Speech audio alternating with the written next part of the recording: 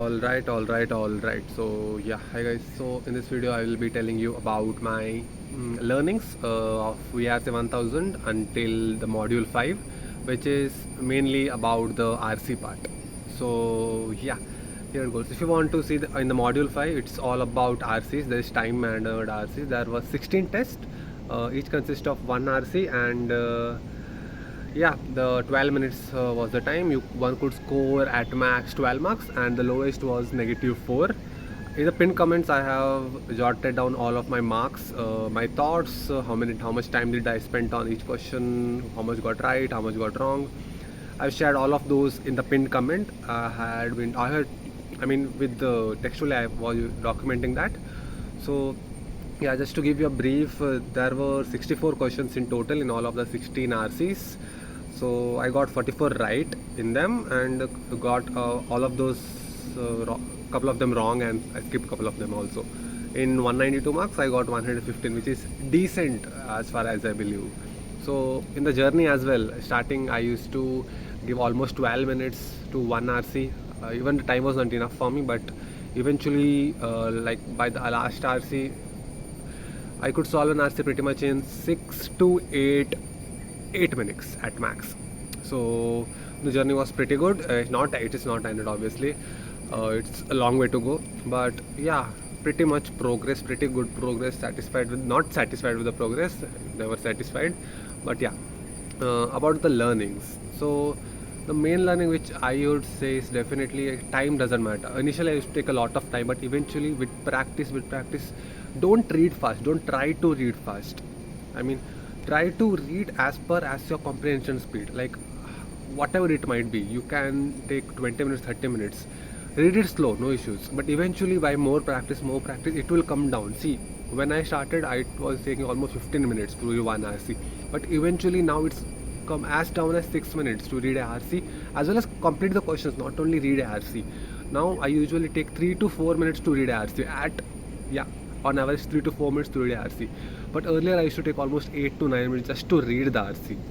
Almost 10 minutes sometimes.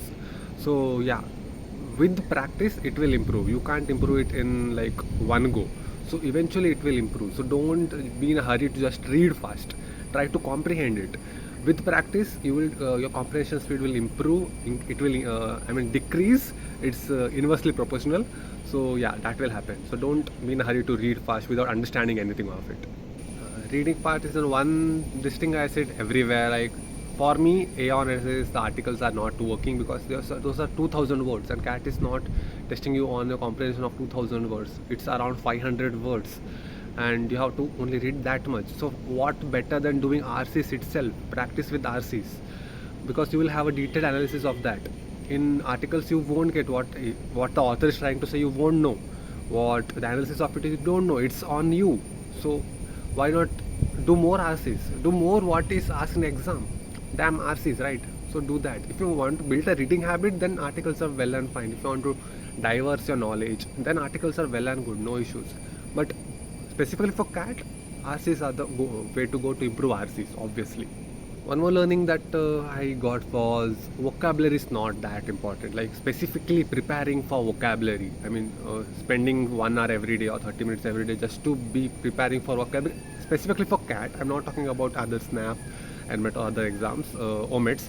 But for CAT, it's not important. Like there are a lot of terms in an RC which I didn't know, but even then I was able to comprehend or interpret what the author was trying to say, what was the meaning of the sentence. So it's not important to. But one thing, whenever you read a RC, if there is a word which you don't know, Google it after the analysis, after everything. Google it, what's the meaning of it, try to understand it. That's the best way to learn vocabulary, to be honest. Apart from like hardest words in Google, searching for hardest words, and then I do everyday one word, write it down. I don't think that's counterintuitive, to be honest. Whenever you are reading, if you come across a word which is difficult, if you Google it and then try to understand the meaning or know the meaning, it will stay in you more than doing that, rather than doing that. Yeah. The one more key learning, which is very important, to be honest, but everybody knows this but nobody does it. I mean, everybody knows it but still nobody does it, is that whenever you're stuck into a question, whenever you are, I mean, you are confused between two option choices or three option choices and you are not able to eliminate, you are going back to the passage, you are reading it once again. Even then, when you come back, you are not able to eliminate. What to do? Better skip it at the right moment. Whenever within 1 or 2 minutes you are not able to do it, skip it. The time which you are invested in that, right, you could have invested in some other question, I could have got more marks. Even if you get that right, you could have get 3 questions right in the same amount of time. So skip it, okay, no issue, skip it, come back if you have time in the later part of the RC or the after the sectional. If you have, like, say there are 5 minutes left in it and you can still do other questions, come back to it, then try to, I mean, that will help you in one more way, that is you are only thinking in this direction right now. Leaving it and coming it after some time, you will think in some other ways. Whenever, see, all of us have faced this thing that whenever we are solving an RC, we are confused between two options, but while analysis part we are like, obvious, this is the answer, how can, why was I confused between these two options, right? If you leave it and come back later, there is high probability that you will get the answer right. So learn to leave the questions. This is a big mistake which I do. I take it on my ego, like, how is it not possible that I can't solve it? I mean, I know the RCS inside out. I have read this so well. I know all the main points, author's point, everything. How am I not able to solve it? I'm taking it onto my ego. Keep your ego aside. You will get 3 marks for solving easy question. You will get 3 marks for solving a difficult question. So don't judge on that. One more tip is that, like, which I learned is, try to find author's opinion or author's intention. Why did the author wrote this RC? Was he criticizing it? Was he happy about it? Was he sad? Was he angry? What was the purpose of writing this RC? And also his attitude. Was he angry? All of those things. And try to get the author's opinion on it. Wherever the author is telling his opinion, like whenever there is a but in a sentence, but, however, moreover, whenever he's trying to express his opinion, emphasize more on that, because there is high likelihood questions will come on that part, and the all purpose of writing that RC is to convey his opinion most of the times. So focus on why, the author's attitude, the author's intention, why, all of those things.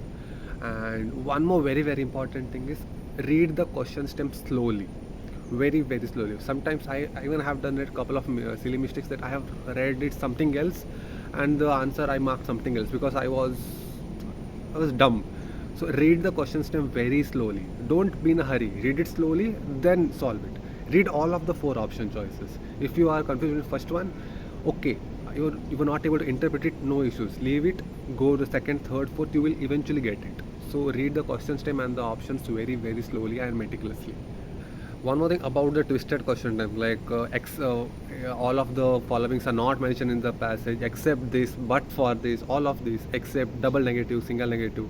Cancel double negatives out and then read it. Or when there are triple negative, it will obviously be positive. If it's you might know this, but still I'm trying to say it takes a lot of time, but practicing more of those question types will improve your accuracy and reduce your time in solving that questions or interpreting that particular questions.